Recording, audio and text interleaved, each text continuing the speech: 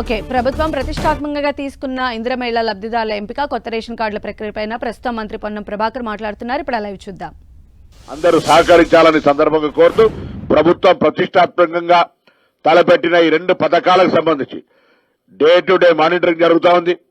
రాష్ట్ర స్థాయిలో జరుగుతూ ఉంది, జిల్లాల వారీగా జరుగుతూ ఉంది, ఆ మండల వారీగా, వార్డు వారీగా, కార్పొరేట్ స్థాయి నుంచి డివిజన్ స్థాయి వరకు కూడా దీని మీద రివ్యూ జరుగుతూ ఉంది.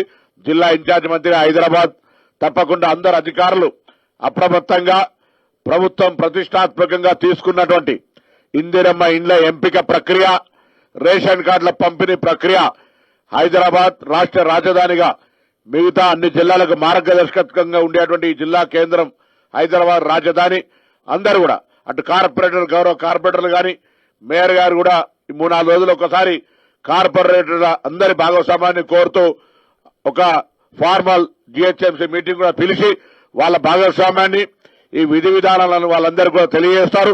అందులో మేము కూడా వచ్చి వాళ్ళకు సంబంధించినటువంటి ఒక భాగస్వామ్యాన్ని కోరుతాం.